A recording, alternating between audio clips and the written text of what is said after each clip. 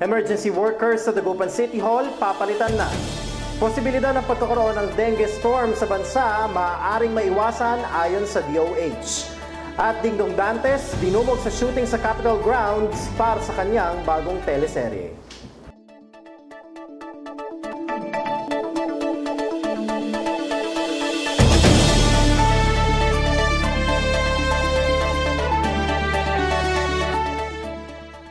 Masantos Yalabi, ako si EJ Danga. Marami ang mawawala ng trabaho sa Dagupan City Hall bunsod ng nakaambang pagpapalit ng emergency workers. Yan ang balitang binantayan ni Mayan Garcia. Pumila ang ilang Dagupenyong gustong mag-apply sa kahit anong bakanting posisyon ngayon sa City Hall ng Dagupan sa bagong administrasyon. Ito ay kahit pa nabalita na noong acting mayor pa lamang si Belen Fernandez na kulang na umano ang budget ng naturang syudad. Marami ang nagulat nang magpatawag ng courtesy call si Fernandez sa lahat ng emergency workers at mga pinuno ng bawat sektor noong Lunes upang kausapin sila na tatanggalin na lahat ng dating emergency workers upang palitan na ng mga bago na manggagaling naman sa mga mapipili sa mga aplikante. Nadismaya naman ang karamihan sa mga empleyado dahil sa ginawang pag-wash out at pagre-reshuffle sa kanila. Umaasa naman ng mamamayan ng Dagupan na sana'y mangyari nga ang sinasabi ng bagong administrasyong pag-asa at pagbabago. Mayan Garcia para sa Pangasinan Watch. Kayang-kaya naman daw masugpo ang dengue storm na maaaring maganap sa bansa. Ito ay inihayag ng Department of Health o DOH kamakailan. Yan ang balitang binantayan ni Louie de la Vega. Kamakailan lang ay naglabas ng babala ang Department of Health tungkol sa posibilidad ng pagkakaroon ng dengue storm sa bansa. Magaganap raw ito sakaling magbago ang strains o klase ng dengue fever ngayong taon. Sa kasalukuyan kasi ay mayroong 4 na uri ng strains ng dengue at types 1 to 3 ang siyang naging dominant sa nakalipas na 3 taon. Positibo namang inihayag ng DOH sa pangunguna ni Assistant Secretary at Spokesperson Eric Tayag na huwag mabahalang mamamayan sapagkat kaya naman natin itong paghandaan.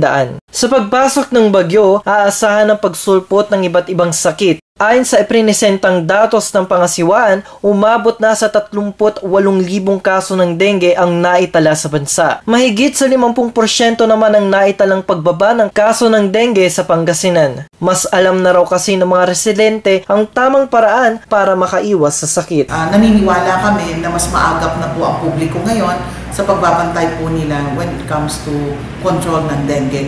At the same time, natutuwa tayo na alam na nila kung kailan po sila pupunta sa kanilang doktor at magpakonsulta. Mas pinaiigting naman ng Pangasinan Provincial Health Office ang kanilang kampanya laban sa dengue sa pamamagitan ng pagpapalaganap ng impormasyon sa tulong ng media at ng internet. Natutuwa kami unang-una yung kaalaman sa mga partners namin sa media, natutulungan kami ipaabot ang kaalaman ng aming mga sa komunidad at yung mga dapat nilang binabantayan sa mga panahon po ng tag-ulan o year-round, kasi nga year-round na po na binabantayan po ang dengue. Nagbigay din ng ilang paalala si Dr. De Guzman tungkol sa maaaring gawin ng mamamayan para makaiwas sa sakit. Hindi na po natin ina-advise sa ating pong mga kabataan o sa ating pong mga mahal sa buwan yung paggamit po ng sleeveless at paggagamit ng short. But rather, we advise na sila po ay gumamit po ng mga protection o repelling solution para hindi po sila makagat ng damo. At the same time, sana po magpantalon na lang at gumamit ng mas maayos na pananamit na hindi naka-expose po yung mga kamay natin. Louie de la Vega para sa Pangasinan. Nagpamahagi si 4th District Representative Manay Gina de Venecia sa ilang magsasaka ng Pangasinan na mga motorized irrigation pumps. 125 na makina ang naibigay sa iba't ibang bayan ng 4th District ng Pangasinan, kabilang ang mga bayan ng Mangaldan, San Jacinto, San Fabian at Manaoag. Ang mga makina ay nanggaling sa National Irrigation Administration. Ayon kay Wilfredo Milan, ang Division Manager ng NIA sa Pangasinan, 50 irrigation pumps ang napunta sa Mangaldan at 25 sa bawat bayan ng San Jacinto, San Fabian at Manaoag. Ang mga naturang makina ay paghahanda rin sa tagtuyot para sa susunod na taon. Kinumpirma ni DFA spokesperson Raul Hernandez na natuloy kaninang umaga ang pagbitay sa Pinay drug mule dahil sa kasong drug trafficking. Kaugnay nito, sinabi ng opisyal sa publiko na galangin ang privacy ng pamilya lalo na sa panahon ng kanilang pagluluksa. Una nang umapila ang mga kaanak ng Pinay convict ng news blackout hinggil sa gagawing pagbitay.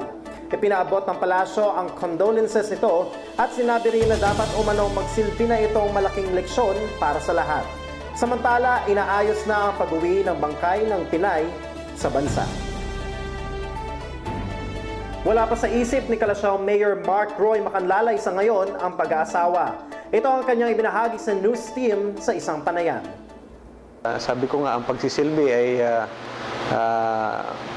bibihira lamang ang nabibigyan ng pagkakataon on my case and at my age. So, tignan na lang natin. But first, ang priority natin ay makapagsilbi sa bayan. At lagi ko naman sinasabi, hindi naman siguro tayo mahuhuli na maghanap o pumasok sa estado na yon. Dahil tingin ko, kahit papano naman, may magkakagusto naman sa atin. Masaya ibinahagi ni SWAL Mayor Roberto Arsinue na bumaba na ang utang ng bayan magmula nang maupo ang kanyang anak na si John Rodney bilang alkalde sa nakalipas na 9 na taon. Yan ang balitang binantayan ni Vange Padilla. Matapos manumpa sa tungkulin ng mga bagong opisyal ng bayan ng SWAL, inanunsyo ni Mayor Roberto Bing Arsinue na bumaba na sa 30 milyong piso ang utang ng bayan sa Land Bank. Ang nasabing utang ay minana pa ng dating mayor na si John Rodney Arsinue, 9 na taon ang nakararaan kay dating Mayor Luis Agbayani. Masakit man ang magbayad ng hindi utang ay sinikap ni Arsinue na mabayaran ito ng maayos habang gumagawa din ng mga proyekto para sa mga Swaleños.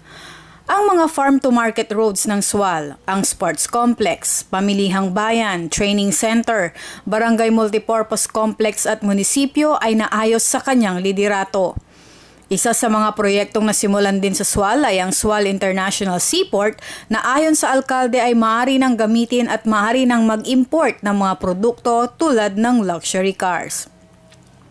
Sisimulan din sa lalong madaling panahon ang SWAL Baywalk na tulad ng sa Manila Bay. Ililikas muna ang mga residenteng maapektuhan ng proyekto sa isang maayos at primera klaseng relocation site sa mismong poblasyon area din.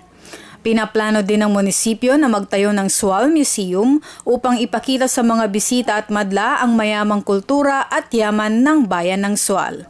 Inamin din ni Mayor Arsinue na hindi mawawala sa SWAL si Mayor John na nanilbihan din ng 9 na taon. Mananadili daw itong advisor at consultant ng bagong alkalde. Vange Padilla para sa Pangasinan Watch. Aksidente sa motor naman ang naging dahilan ng pagkamatay ng isang pulis sa mga tarem. Yan ang balitang binantayan ni Mayan Garcia. Patay ang isang pulis na kinilalang si PO3 Joel Gabriel na nakadistino sa Bayambang Police Station matapos maaksidente sa bayan ng mga tarem. Ayon sa impormasyon, dumaan daw ang biktima sa Romulo Highway sa bayan ng mga tarem sa kayang motorsiklo nito nang bigla na lamang itong mawalan ng kontrol sa manibela dahilan para tumilapon ito at mabagok ang ulo na siya namang dahilan ng pagkakitil agad nito ng buhay. Napag-alaman pang nag-file ito ng leave para asikasuhin ang isang importanteng bagay. Isa raw masiyahin at punong-puno ng dedikasyon sa trabaho si Gabriel kaya naman lubos na ikinalungkot ng mga kasamahan nito sa trabaho ang kanyang pagpanaw. Mayan Garcia para sa Pangasinan Watch.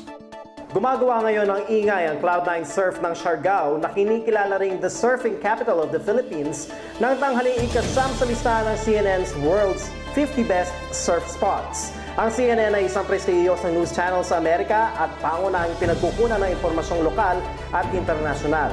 Kabilang sa kinalaban ng Cloud9 Surf sa posisyon ay ang surf pool ng United Arab Emirates, Ponta Preta ng Cape Verde at Sultans ng Maldives. Inilarawan ng Cloud9 Surf ng Surfing Magazine, isang tanyag na babasahin sa Amerika bilang likas na mapanganib na surfing spot. Dahil sa malalakas na hampas ng mga alon nito at matatalas na coral formations, ngunit sigurado namang mag-enjoy ang sinumang susuong sa malinis at malinaw nitong tubig. Nanguna naman sa listahan ng Pipeline, Ohio, Hawaii. Marami naman ang napatigil sa kanilang paglalakad at sa kanilang mga ginagawa kahapon ng umaga dahil sa shooting sa Capitol Grounds ng bagong teleserye ni Dingdong Dantes. Yan ang balitang binantayan ni Louie de la Vega. Hindi magkamay ang mga tagahanga ng matinee idol na si Dingdong Dantes nang magkaroon ng shooting ng kanyang bagong teleserye sa Capitol Grounds kahapon. Pinaligiran ng buong set ng mga estudyanteng tila kinikilig at maging ang mga nanay at empleyado ay nakiusyoso na rin.